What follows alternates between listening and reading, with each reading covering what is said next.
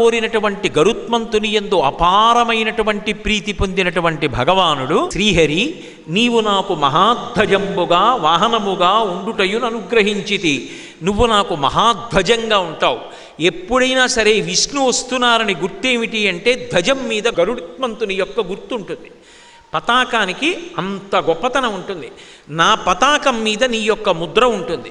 రెండు, నాకు వాహనంగా ఉంటావు. ఇక పైన వాహనం అవసరం భగవంతుడికి లేదు, కానీ నీకు నేను ఒక గొప్ప మర్యాదనిస్తున్నాను. ఎప్పుడూ నా మ్రోల నిలబడి ఉండాలని కదా కోరుకున్నావు.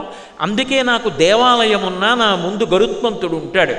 ఆ గరుత్మంతుడు కూడా ఓయ్ గరుత్మంతా అని పిలిచిన తర్వాత స్వామి ఏమి శాసనం అని అడగడం కాదు. ఏమో స్వామి ఎప్పుడు వచ్చి చటుక్కున భుజం మీద కూర్చుంటాడో, ఎక్కడికి యుద్ధానికి వెళ్ళవలసి ఉంటుందో, అందుకనిట రెక్కలు ఇలా విప్పి నిలబడి ఉంటాడు. ఎక్కగానే ఆజ్ఞ అని బయలుదేరి వెళ్ళిపోవలసిందే.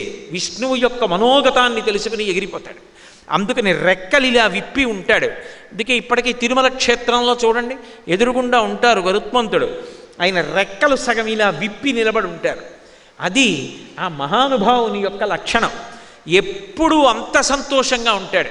సంతోషంగా ఉండి భగవంతుణ్ణి వహించడానికి సిద్ధంగా ఉంటాడు. అందుకని పరమ సంతోషంతో ఆయన ఇచ్చినటువంటి వరాన్ని మహాప్రసాదం అంటూ మ్రొక్కి అంగీకరించాడు. బయలుదేరబోతుంటే ఇంద్రుడు అప్పుడు అడిగాడు, నీతో నేను స్నేహం చేస్తాను, నువ్వు ఇంతటి ఉన్నతమైనటువంటి గుణములు కలిగినటువంటి వాడివి, ధర్మం తెలిసిన్నవాడివి, క్షీరసాగర మథనంలో వచ్చినటువంటి అమృత భాండాన్ని అయోగ్యులైనటువంటి సర్పముల పాలు చేయవద్దు, కాబట్టి దాన్ని మాకు దక్కేటట్టుగా నువ్వు దయచూడమన్నాడు. గరుత్మంతుడన్నాడు, తప్పకుండా, కానీ నేను మా అమ్మ యొక్క దాస్యాన్ని విడిపించడానికి మీకు అమృతం తీసుకొస్తాను అని మాటిచ్చారు. మీతో త్రాగిస్తానని అనలేదు, అమృతం తీసుకొస్తానన్నాను. నేను తీసుకెళ్ళి అమృతాన్ని సముద్రపుటొడ్డున దర్భల మీద పెడతాను. వాళ్ళు స్నానం చేసి శుచి అయి వచ్చి అమృతం తాగడం కోసం సర్పములన్నీ స్నానానికి వెడతాయి. ఈలోగా నువ్వు ఆ అమృత భాండాన్ని తీసుకెళ్ళిపో. మా అమ్మ పట్ల ఇన్నాళ్ళు భేదభావంతో ప్రవర్తించి ఖేదానికి గురి చేశారే, ఆ సర్పములను నాకు ఆహారం చెయ్యి. ఇకపైన ఎక్కడ సర్పం ఉన్నా చంపి తినగలిగినటువంటి ఆహారాన్ని నాకు కల్పించు. నీ ఆజ్ఞ లేకుండా నాకు ఆహారం ఉండదు, అందుకని సర్పములను ఆహారంగా ఇమ్మన్నాడు. తప్పకుండా ఇస్తానని దేవేంద్రుడు అనుగ్రహించిన తరువాత ఆ అమృత భాండాన్ని తీసుకొచ్చి సముద్రపుటున దర్భాసనం మీద ఉంచాడు. సర్పములన్నీ మహానందాన్ని పొందాయి. మీరందరూ శుచి అయి స్నానం చేసి అమృతాన్ని సేవించండి. ఇక్కడితో మా అమ్మ దాస్యం అయిపోయిందా సమస్త భూతముల సాక్షిగా చెప్పండి అన్నాడు. అన్ని భూతముల సాక్షిగా చెప్తున్నాం, మేమడిగినట్టుగా అమృతం తెచ్చి మాకిచ్చావు, కాబట్టి మీ అమ్మ దాస్యం పూర్తయిపోయింది, అనూరుడిచ్చిన శాపం అయిపోయింది, 500 సంవత్సరాలు పూర్తయిపోయాయి, కాబట్టి మీరు మీ అమ్మ ఇద్దరూ కూడా దాస్యము నుంచి విముక్తులయ్యారు అన్నాయి సర్పాలు. దర్భాసనం మీద అమృత భాండాన్ని నుంచి గరుత్మంతుడు వెళ్ళిపోయాడు. అమ్మకి వెళ్ళి నమస్కరించి, అమ్మ మీకు దాస్యం పోయిందన్నాడు. ఈలోగా సర్పములన్నీ స్నానం చేసి గబగబా అమృతం తాగడానికి వచ్చాయి.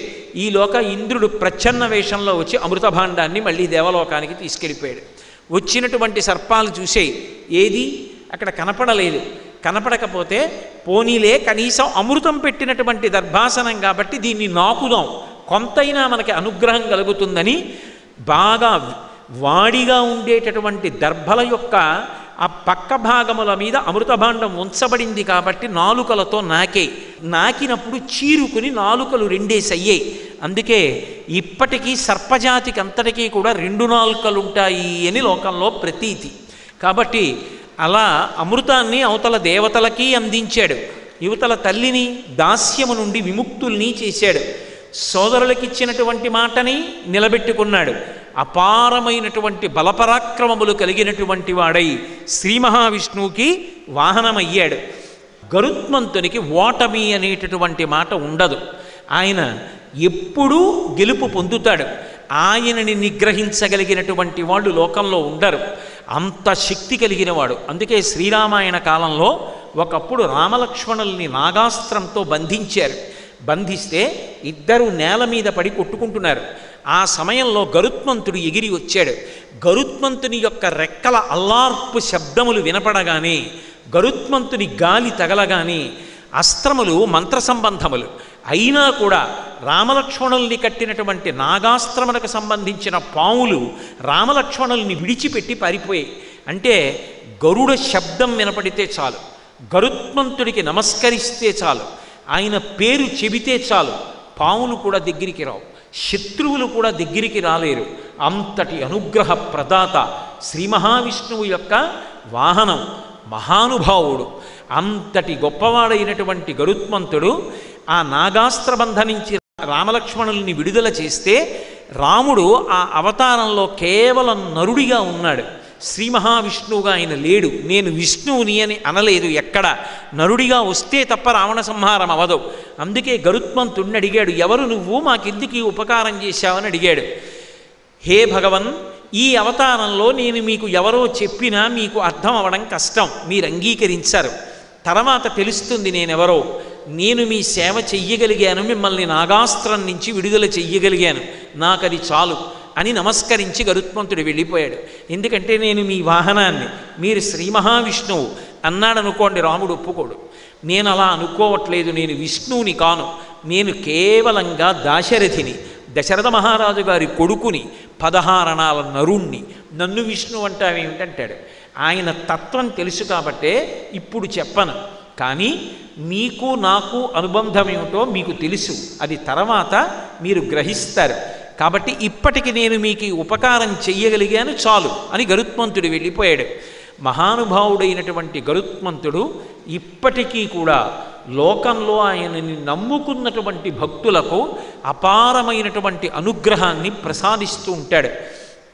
అంత గొప్పవాడైనటువంటి గరుత్మంతుని యొక్క సేవ చెయ్యడం, గరుత్మంత వాహనం మీద శ్రీ మహావిష్ణువు వెడుతుండగా ఆయన గుణములను స్మరించడం, ఆయన వేగాన్ని స్మరించడం, ఆయన బలపరాక్రమాల్ని స్మరించడం, ఆయన నిస్వార్థ బుద్ధిని స్మరించడం, ఆయన అలౌల్యాన్ని సమబుద్ధిని స్మరించడం భక్తులకు అభ్యుదయాన్ని కటాక్షిస్తుంది.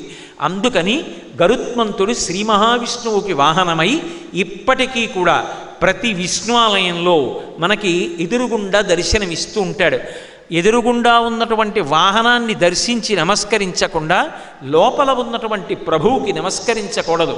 ముందు ఉపాలయాలకి వెళ్ళి ఉపాలయాలని దర్శనం చేసి వాహనాన్ని దర్శించి తర్వాత భగవంతుణ్ణి సేవించాలి. అంటే విష్ణువాలయానికి వెళ్ళాము అంటే నమస్కారం అందుకునేటటువంటి వారిలో ఒకరెవరు అంటే గరుత్మంతుడు వాహనమై అంతటి అద్భుతమైనటువంటి స్థితిని కలిగినటువంటి వాడు. ఆ గరుత్మంతుని పూజా విధానం, గరుత్మంతుని యొక్క ఉపాసనా విధానం పెద్ద పెద్ద పుస్తకాలుగా రచింపబడ్డాయి. అంతటి గొప్ప అనుగ్రహ ప్రదాత మహానుభావుడు. ఇప్పటికీ ఆ గరుత్మంతుని యొక్క పటాన్ని బ్రహ్మోత్సవాల్లో పైకి ఆ భజన్లో ఆరోహణం చేయిస్తారు. అందులో మీరు చూస్తే చాలా చమత్కారంగా ఉంటుంది. పావులు ఒంటికి చుట్టుకుని ఉంటాడు. ఆ దర్శనం చేసినంత మాత్రం చేత, ఆ సమయంలో నైవేద్యం పెట్టినటువంటి పదార్థాన్ని తిన్న మాత్రం చేత కూడా అభ్యుదయం కలుగుతుంది అంటారు. ప్రత్యేకించి గరుత్మంతుని యొక్క సేవ సంతానకారకత్వాన్ని ఇస్తుంది, దోషములను తొలగించి సంతానాన్ని ఇస్తుంది, ధైర్యం ఇస్తుంది. అంతటి మహానుభావుడు. అలా గరుత్మంతుడు శ్రీ మహావిష్ణువుకి సేవకుడయ్యాడు, అలాగే ఆయన వాహనమయ్యాడు. నేను విహంగ వీక్షణంగా ప్రధాన విషయాన్ని స్పృశిస్తున్నాను తప్ప పూర్తి స్థాయిలో ఏ విషయాన్ని మాట్లాడటలేదు అని.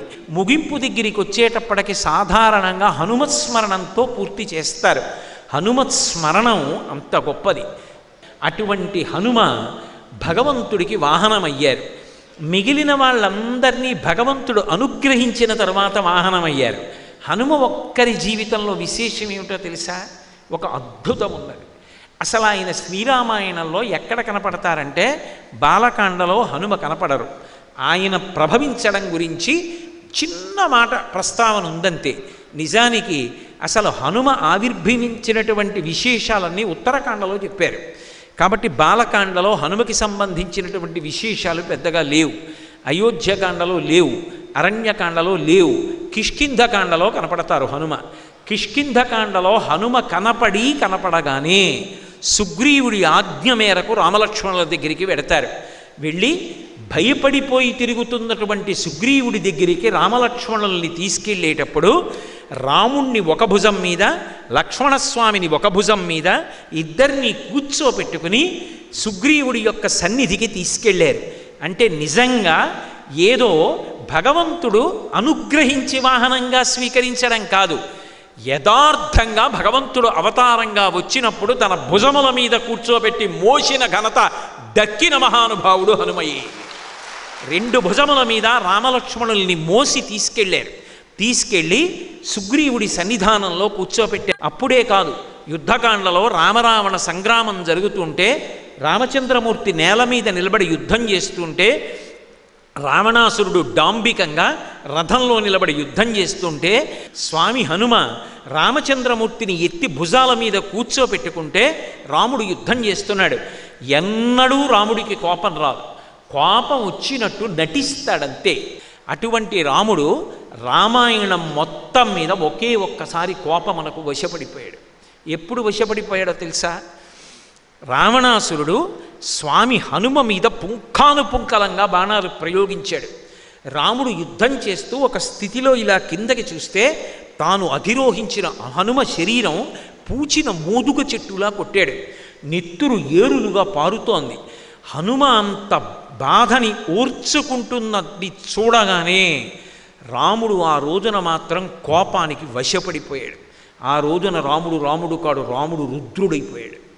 అంత క్రోధాన్ని పొందాడు. అంటే రాముడికి కూడా అంత కోపం వచ్చేటట్టు చెయ్యగలిగినంత సేవాధురీనుడెవరు అంటే స్వామి హనుమ ఒక్కరే.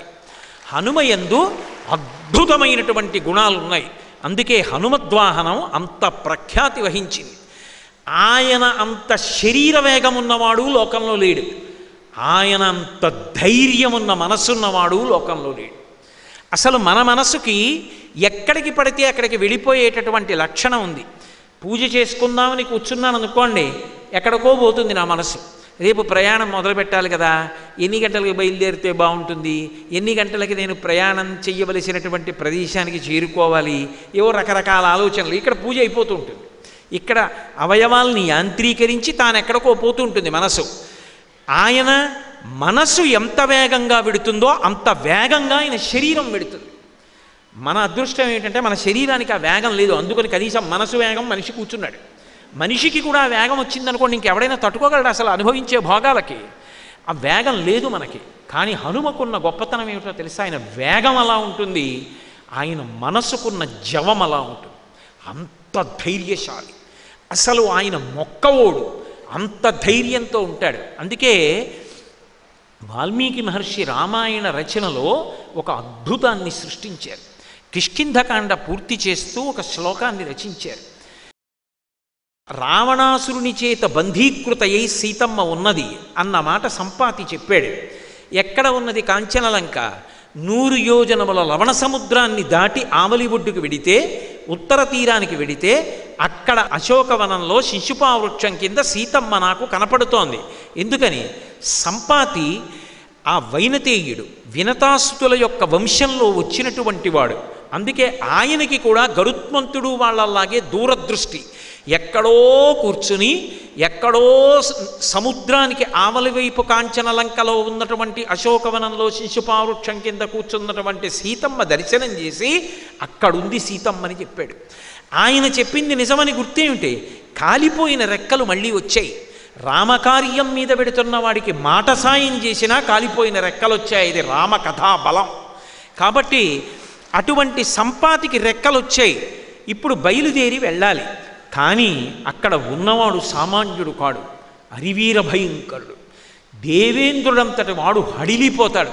నైనం సూర్య ప్రతిపతి వార్ష్వేవాతిన మారుత చలోర్మిమాలీ తం దృష్ట్వా సముద్రోపి నకంపతే అంటారు బాలకాండలో దేవతలు రావణాసురుడి గురించి చెప్తూ. రావణాసురుడు అలా బయటికి వస్తే అది గ్రీష్మ ఋతువు అనుకోండి, సూర్యుడు బాగా ప్రకాశించాలి, అపారమైన వేడిని విడిచిపెట్టాలి. మధ్యాహ్నం 12 గంటల వేళ రావణాసురుడు అలా అంతఃపుర గమాక్షంలోకి వచ్చాడనుకోండి, వెంటనే సూర్యుడు తన తేజస్సునంతటినీ ఉపసంహారం చేసి వెనక్కి వెళ్ళిపోతాడు. అంత భయం. సముద్రం దగ్గరికి వచ్చి నించున్నాడు అనుకోండి, సముద్రంలో తరంగాలు రావు. తరంగాలు ఆపేసి ఒక నదిలా సముద్రం తరంగాలు లేకుండా అయిపోతుంది. ఉత్తరాఖండలో ఒక అద్భుతమైనటువంటి విషయాన్ని చెప్పారు. అసలు లోకం అంతా ఎవరికి భయపడుతుందంటే యమధర్మరాజు గారి పేరు చెప్తే భయపడుతుంది. రావణాసురుడికి భయపడి దేవతలందరూ సమావేశం పెట్టుకున్నారు, ముఖ్యులు దిక్పాలు పెట్టుకున్నప్పుడు అనుకోకుండా రావణాసురుడు అక్కడికి వచ్చాడు. అయ్యబాబోయ్ వీడు వచ్చేసాడని అక్కడ ఉన్న వాళ్ళందరూ తలో శరీరంలోకి దూరి పారిపోయారు కనపడకుండా. పాపం యమధర్మరాజు గారికి ఏది దొరకల, అలాగే నించున్నాడు. వచ్చేసాడు రావణాసురుడు. అమ్మో వీడు నన్ను చూసేసేస్తాడేమో, నన్ను చంపేస్తాడని ఎవరు? లోకములను భయపెట్టగలిగిన యముడు భయపడ్డాడు. భయపడి అటు ఇటు చూశాడు. చెట్టు మీద కాకి కనపడింది. కాకి కాకి నీలో దూరుతాను, నన్ను తప్పించు రావణాసురుడి నుంచని సూక్ష్మ శరీరం పొంది కాకిలో దూరాడు. కాకి ఎగిరి వెళ్ళిపోయింది దూరంగా. రావణాసురుని చెడ నుంచి నన్ను విముక్తి చేశావు, నీకు నేను ఒక గొప్ప వరం ఇస్తున్నాను, నీకు రోగాలు రావు. అందుకే కాకి ఇలా తీసి పడేసింది తినేస్తుంది, మిరపకాయలు తినేస్తుంది, ఇంగిళ్ళు తినేస్తుంది. బహుశः మున్సిపాలిటీ వాళ్ళకి దానంత ఉపకారం చేసే ప్రాణి ఇంకొకటి ఉండదు. సగం పరిశుభ్రత అదే చేసేస్తుంది రహదారులవిని. అటువంటి కాకి ఏది తిన్నా దానికి అనారోగ్యం ఉండదు. కాకి ఆయుర్దాయం ఎంత అని ఓ కాకిని చూపించి అడిగారు అనుకోండి, ఎవడూ చెప్పలేడు, అంత బలంగా ఉంటుంది. సాధారణంగా బలవన్మరణం తప్ప, ఏ విద్యుద్ఘాతానికో మరణించాలి తప్ప సహజంగా వృద్ధురాలైపోయి కాకి చచ్చిపోయిందని చెప్పడం ఎవరికీ సాధ్యం కాదు. కాబట్టి నిన్ను రోగం ఏమీ చెయ్యదు. పైగా నీకు ఒక గొప్ప వరం ఇస్తున్నాను, నువ్వు ముట్టుకుంటే పితృదేవతలు తిన్నట్టే. అందుకే ఇప్పటికీ తద్దినం పెట్టినప్పుడు పిడచ కాకి ముట్టుకుందా లేదా అని కాకి వచ్చింది అమ్మయ్య అంటారు. అది ఎవరిచ్చిన వరం అంటే ఒకప్పుడు యమధర్మరాజు గారు రావణాసురుణ్ణి చూసి భయపడి కాకి ఇచ్చినటువంటి వరం. అంటే రావణాసురుని యొక్క బలపరాక్రమములు ఎటువంటివో ఆలోచించండి. వాడి దృష్టి పడితే చాలు హడిలిపోతారు అందరూ. నిద్రపోతున్నప్పుడు ఆయన చెయ్యి ఇలా చాపి పడుకుంటే వాల్మీకి మహర్షి అంతటి వారు ఆ చేతిని ఏమని వర్ణించారంటే పంచశీర్షా వివోరగౌ అన్నారు. 5 తలలు కలిగినటువంటి పాము ఒకటి పాన్పు మీద ఇలా పడుకుంటే ఎవరైనా ధైర్యం చేస్తారా దగ్గరికి వెళ్ళడానికి? అది 5 తలల పాము. పాము ఎలా ఉంటుందో ఆయన చెయ్యి అలా ఉంటుంది. మాషరాశ ప్రతీకాశం నిశ్వసంతం భుజంగవత్ గాంగే మహతితోయాంతే ప్రసుప్తం ఇవ కుంజరం అని సుందరకాండలో వర్ణిస్తారు. ఏనుగు గంగానదిలో స్నానం చేసి వచ్చి పడుకుంటే ఎలా ఉంటుందో, నల్లటి మినుముల పోగు తీసుకొచ్చి పోస్తే ఎలా ఉంటుందో రావణ బ్రహ్మ అలా ఉంటాడు. 10 తలకాయలతో విరాజిల్లుతూ ఉంటాడు. అంత భయపెడతాడు. దేవతలు కూడా హడిలిపోతారు. 100 యోజనముల లవణ సముద్రాన్ని దాటితే ఎక్కడో కాంచనలంక. ఆ కాంచనలంకలో సీతాపహరణార్థేన రావణేన సురక్షితాం సమంతాద్విచరద్భిశ్చ రాక్షసైరుగ్రధన్విభిః అంటారు మహర్షి. ఎప్పుడు ధనస్సులకి వింటినారి తొడిగి బాణాల్ని ఇలా పట్టుకుని తిరుగుతుంటారట. ఏమో ఎవరొస్తారో సీతమ్మ తల్లి జాడ కనిపెట్టడానికని రాక్షసులు ఎప్పుడూ విచ్చుకత్తులు పట్టుకు తిరుగుతూ ఉంటారు. రావణుడు తన బలం మధ్యలో ఉన్నాడు, విడుతున్నవాడు తానొక్కడు విడుతున్నాడు. రావణుడి యొక్క ప్రీతి అంతా సీతమ్మ మీద ఉంది. ఆఖరికి ఆవిడ్ని ఒక పురుష రాక్షసుడు చూడ్డాన్ని కూడా ఆయన అంగీకరించాడు. అందుకే చుట్టూ స్త్రీలని కాపు పెట్టాడు. అంతటి విపరీతమైనటువంటి కామోద్రేకం కలిగినటువంటి వాడు, అంతటి ఉన్మాదమైన బుద్ధి ఉన్నవాడు. అటువంటి లంకకి వెడుతున్నవాడు ఒక్కడే. సాధారణంగా అటువంటి ప్రయత్నం మీద ఎవడైనా వెళ్ళాలి అంటే అసలు ఆ ప్రయత్నాన్ని చెయ్యడెవ్వడు. అమ్మో అక్కడ రావణాసురుడు ఉన్నాడు, మాకెందుకు వచ్చిన గొడవ అని ధైర్యం చెయ్యరు. పైగా 100 యోజనముల లవణ సముద్రాన్ని దాటగలిగిన మొనగాడెవరు అని అడిగితే అంగదుడంతటి వాడు 100 యోజనాల్ని దాటి వెళ్ళగలనేమో, తిరిగి రాగలనని నమ్మకం లేదన్నాడు. జాంబవంతుడంతటి వాడు ఒకప్పుడు వామనమూర్తి పెరిగి పెద్దవాడై 3 లోకములను కొలిచేస్తే ఇంతంతై వటుడు ఇంతయై మరియుతానింతై అభోవీధిపై అంతైతో యదమండలగ్రమణ కల్లంతై ప్రభారాశిపై అంతై చంద్రునకంతయై ధ్రువునిపై అంతై మహర్వాటిపై అంతై సత్యపదోన్నతుండకుచు బ్రహ్మాండాంత సంవర్ధయ్యి అని పెరిగిపోతే 21 మార్లు ప్రదక్షిణం చేశా. కానీ ఇప్పుడు ఓపిక లేదు, మోకాళ్ళు నొప్పి, ఎగరలేని 100 యోజనాలు. హనుమాను ఒక్కడివే ఎగరగలవని శాప విమోచనం అయ్యేటట్టుగా స్తోత్రం చేస్తే ఆయన ఒక్కడే ఎగరడానికి సిద్ధపడ్డారు. ఆ మహేంద్రగిరి శిఖరముల మీద నిలబడినటువంటి హనుమ గురించి కిష్కింధకాండ పరిసమాప్తం చేస్తూ వాల్మీకి మహర్షి రామాయణంలో ఒక మాట చెప్తారు. సవేగవాన్ వేగ సమాహితాత్మ హరిప్రవీర పరవీరహంత మనస్సమాధాయ మహానుభావు జగామలంకాం మనసా మనస్వి అంటారు. అద్భుతమైనటువంటి శ్లోకం. ఆయన అంటారు అందులో వెడుతున్నటువంటిది అంత భయంకరమైన కాంచనలంక, కానీ అసలు బయలుదేరడానికి సిద్ధపడినటువంటి హనుమ ఉన్నారే ఆయన మాత్రం వెళ్ళడానికి ముందే జగామలంకాం మనసా మనస్వి ఎంత ఉత్సాహంతో ఉంటారంటే ఆయన శరీరంతో వెళ్ళడం ఇంకా ఆలస్యం, మనసుతో మాత్రం వెళ్ళిపోయారు. అసలు ఆ ఉత్సాహం లేనివాడు జీవితంలో ఏ కార్యాన్ని సాధించలేడు. ఒక సభకి వెడుతున్నాం, పరమోత్సాహంగా వెళ్ళాలి. ఈ పని చేయడానికి వెడుతున్నాం, పరమోత్సాహంగా వెళ్ళాలి. పూజ చేసుకోవడానికి వెడుతున్నాం, పరమోత్సాహంగా పూజకి వెళ్ళాలి. ఉత్సాహం లేకుండా నీరు కారిపోతూ ఏ పని చెయ్యాలన్నా అబ్బా ఇది చెయ్యాలా అని ఏడుస్తూ వెళ్ళిన వాడు అసలు కార్యమునందు నిలబడలేడు, వాడు బరువు కార్యానికి. అదే హనుమైతే సవేగవాన్ వేగ సమాహితాత్మ హరిప్రవీర పరవీరహంత. ఎటువంటి బలం అంటే ఆయనది సామాన్యమైన బలం కాదు. రావణాసురుడితో కలిపి లంకాపట్టణంలో ఉన్నటువంటి సమస్తమైన రాక్షసుల్ని మర్దించి పడగొట్టగలిగినటువంటి బలం ఒక్క హనుమకే ఉన్నది. ఆయన ఒక్కడే రావణుణ్ణి కూడా చంపగలడు. అంతటి తేజోమూర్తి.